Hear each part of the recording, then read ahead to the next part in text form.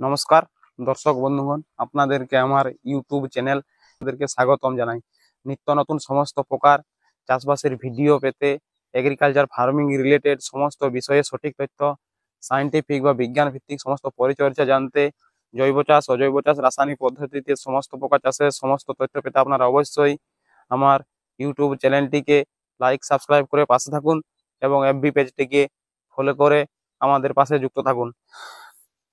তো আজকে আপনাদেরকে জানানো হবে কিভাবে এক চাষি মাত্র 1 গুণ থেকে 1.5 গুণ খরচ করে 5 গুণের অধিক লাভ করেছেন এই সর্ষে চাষে। তো সেই বিষয়ে আপনাদেরকে আজকে ভিডিওতে জানানো হবে যে তিনি কিভাবে কি পরিচর্যা করেছিলেন এবং তিনি কি বীজ ব্যবহার করেছিলেন, কিভাবে তিনি এত সুন্দর ফলন লাভ করতে পেরেছেন।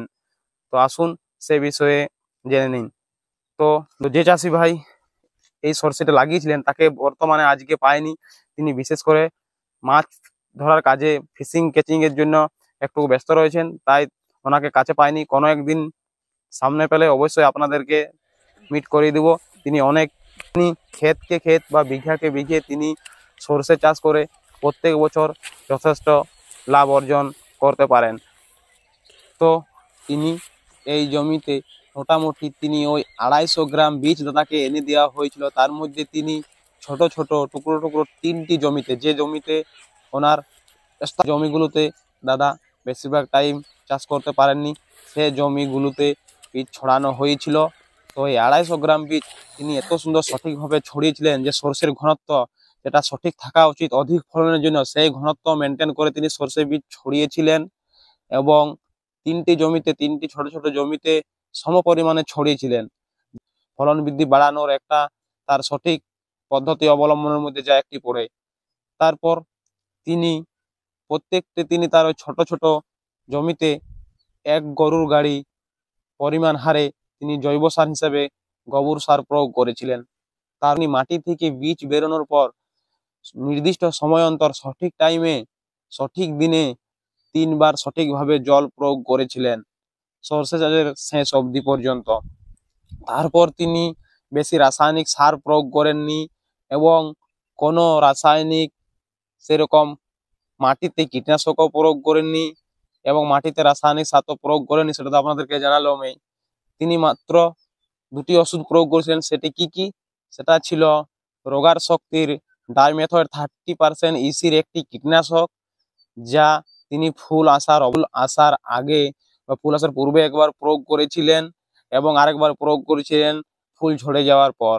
এবং আরেকটা তিনি আমার কথা মতো কি স্প্রে করেছিলেন না, সালফার গোত্রের একটি ভিটামিন, যা আপনাদেরকে এখন আমি হাতে দেখাতে পারলাম না। আমি যদি পাই আপনাদেরকে অবশ্যই বোঝার সুবিধার্থে স্ক্রিনে তার ছবি দেওয়ার চেষ্টা করব। এবং তিনি এইসব পরিচর্যা করেছেন এবং তার ফলন দেখুন, সর্ষে গাছের ঘনত্ব দেখুন, অবাক হয়ে যাবেন।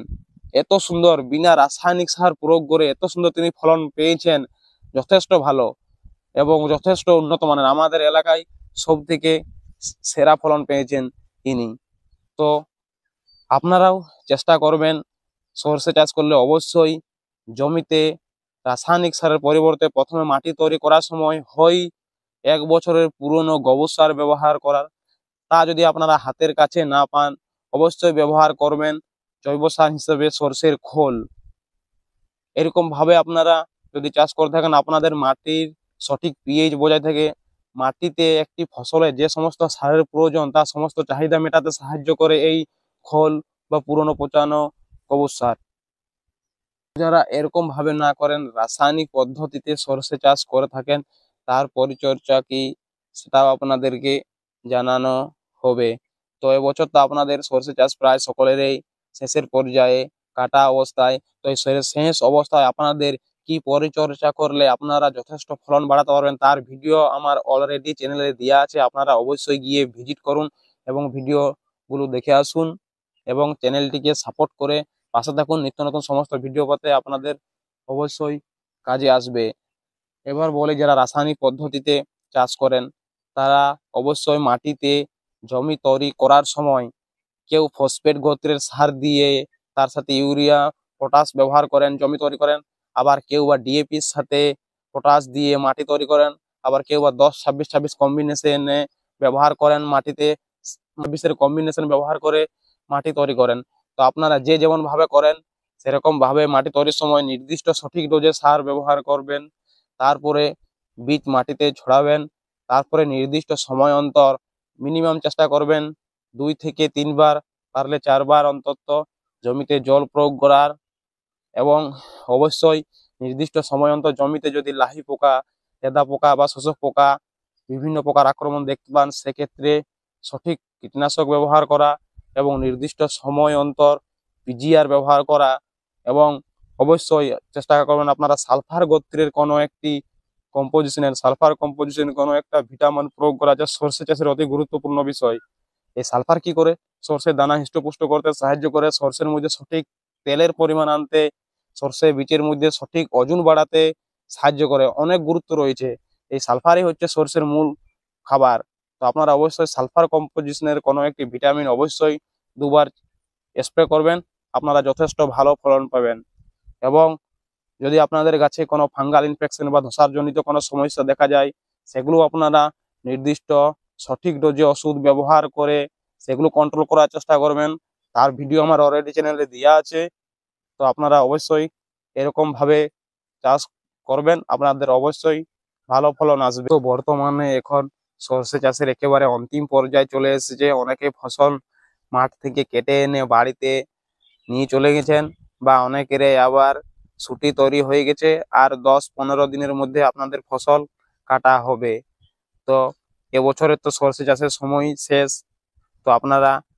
তো আপনাদেরকে আমি অবশ্যই বলবো, আপনারা অবশ্যই সর্ষে চাষে নামুন এবং সর্ষে চাষে সঠিক লাভ করুন। কারণ বর্তমান দিনে দেখতে পাচ্ছেন যে হারে অন্যান্য ফসলের সার ওষুধের ব্যবহার, কীটনাশকের ব্যবহার করতে হচ্ছে এবং লেবারের খরচ বহন করতে হচ্ছে, সেই তুলনামূলকভাবে সর্ষে চাষে লেবার খরচ, সার ওষুধ খরচ, অতিরিক্ত হারে রাসায়নিক কীটনাশকের প্রয়োগ যথেষ্ট কম করলেও চলে এবং যথেষ্ট সর্ষের দামও থাকে। তো আপনারা অবশ্যই সর্ষে চাষে নামুন এবং সঠিক ফলন অর্জন করুন এবং ধাপে ধাপে সমস্ত পরিচর্যাগুলো করে যাবেন, আপনারা যথেষ্ট লাভ পাবেন। এবং আপনারা চেষ্টা করবেন রাসায়নিক সারের সাথে জৈব সার প্রয়োগ করার। কারণ জৈব সার প্রয়োগ না করলে মাটির কোয়ালিটি সম্পূর্ণভাবে দিন দিন নষ্ট হয়ে যাচ্ছে, সেদিকেও আপনারা লক্ষ্য রাখবেন। শুধু আপনাদের চাষ করলেই তো হবে না, আপনাদের পরবর্তী জেনারেশনকেও সঠিক চাষের পরিমাণ বজায় রাখার জন্য আপনাদেরকে সাস্টেনেবল এগ্রিকালচার পদ্ধতি ইউজ করতে হবে। এবারে সাস্টেনেবল এগ্রিকালচার মানে কি? আপনারা চাষ করছেন এবং আপনাদের পরবর্তী জেনারেশন যেন সঠিকভাবে এই মাটি থেকে সঠিক ফলন অর্জন করতে পারে। তার জন্য কি চাই? মাটিতে সঠিক জৈব সার, যেমন পুরনো পচা কাদা বা জায়গা পুকুরের নিচে তলায় যাকে পাঁক বলা হয়, কিংবা আপনারা ব্যবহার করবেন পুরনো পচানো 1 বছরের অধিক গোবর সার। তাছাড়া ব্যবহার করবেন সঠিক ডোজে মিনিমাম বিঘা প্রতি 30 থেকে 35 কেজি হারে সর্ষের খোল, এইসব জৈব সার। এবং এর সাথে বর্তমানে দেখবেন বাজারে বিভিন্ন ধরনের অ্যামাইনো অ্যাসিড, ফুলভিক অ্যাসিড, এইসব জাতীয় প্রোডাক্ট পাওয়া যায়, যা খুব আপনাদের মাটিকে সতেজ রাখতে সাহায্য করে। এবং তার সাথে চেষ্টা করবেন মাইক্রোরাইজা ব্যবহার করতে। এইসব ব্যবহার করে আপনারা চাষ করুন, আপনারা যথেষ্ট ভালো রেজাল্ট পাবেন। নমস্কার।